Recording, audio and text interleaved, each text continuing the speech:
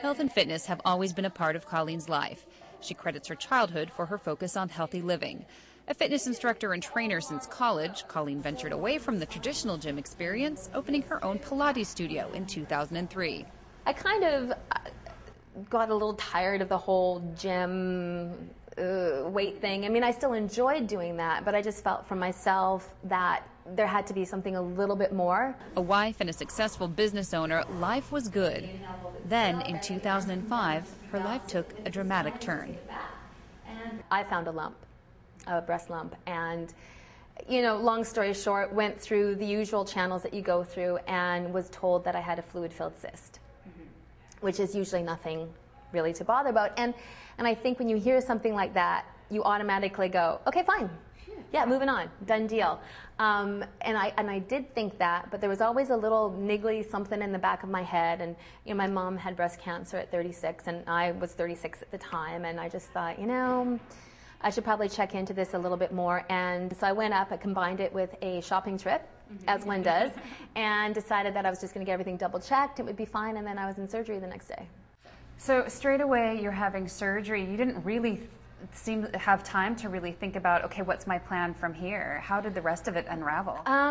You know, you do have time. Mine happened very quick, and in talking to other people since then, it doesn't have to happen that quick. I think your initial reaction is, get it out of me now. But you know, patients do have time to make some decisions.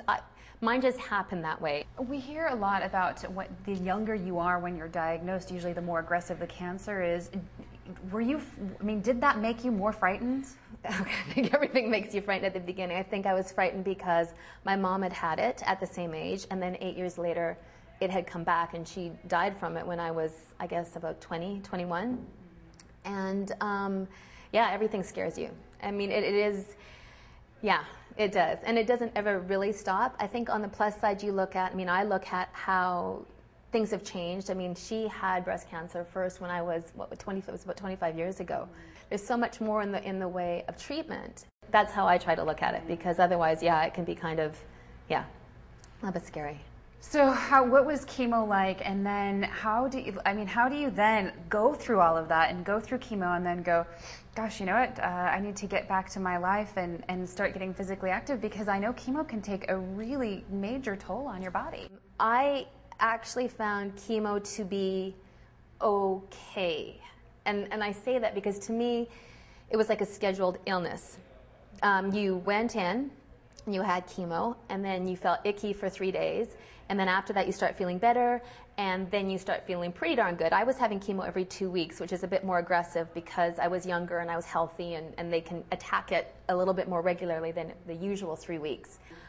In saying that, losing the hair, that really sucked. Yeah. And that probably was my biggest thing to have to get through, and I cried about that constantly, which is kind of silly because in the scheme of things, it's going to grow back, as it was pointed out to me endless times. That first year after chemo, I found probably to be more challenging than chemo, because you're on your own.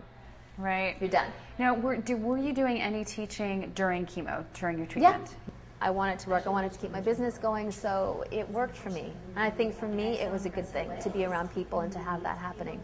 But everybody's different.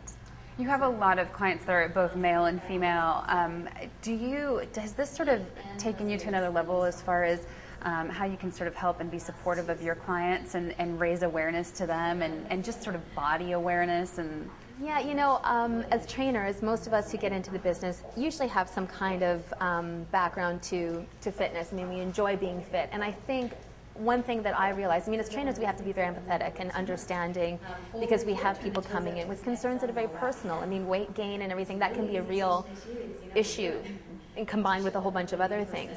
And I don't think that I was not aware of that before. But when you're put into a position where, I mean, with the drugs, I gained weight, and I was bald, and I was dealing with a lot of personal issues, body type issues that I had not had to deal with before. And if anything, I think it's made me more empathetic as a trainer, because now when people come in and there's issues with weight and stuff, it's just, I think it makes you a little bit more sensitive, because I've been there. And I think sometimes as trainers we're so used to this fitness level and we're doing this, and we can kind of, I think, lose track of that connection. And if anything has come out of it, I think that it is that. And, there was a gentleman that I was doing chemo with when I was in the hospital that had breast cancer. So, it is a male-female thing, and everyone needs to be aware of it. And I think that a lot of my clients, if anything now, I know pretty much all my personal friends and clients and even people in the classes, they all go get breast exams now. And mammograms regularly and this and that. So, if there's one thing that's come out of it, it's more people are aware of that. Yeah. Did you ever just go, this isn't fair, I'm healthy, I take care of myself, I do the things that I'm supposed to do? Yeah, it's annoying. I remember being up in the States and we'd be, I don't know, going out into the malls. I'm thinking, well, that person doesn't look very healthy, but look at them, and they don't have breast cancer, and here I am. And you do the what if game, and you do the why me game. And I think it's okay to let yourself go there because it's just normal, but you can't let yourself get too deep into it because then it's just depressing. And there's moments where you're unhappy about things, and there's moments where it is, well, everybody else gets to go about their lives and have kids and do the things that normal people do, and they don't have to worry about that. But everyone has their thing that they have to deal with, and this is just, a thing.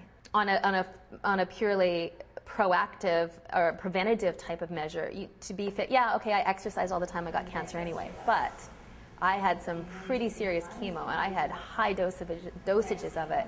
But my heart stayed strong, my body stayed strong, and let's see, I finished in February that year, March, April, May, June. In July, I ran a 10K. Colleen treated her cancer like a hurdle. She just called on her strength in mind and body to get over it. Now she uses her experience to raise awareness and help others, organizing fundraisers like Pilates for Pink. Her determination is inspiring, her spirit heartwarming, and her positive attitude infectious.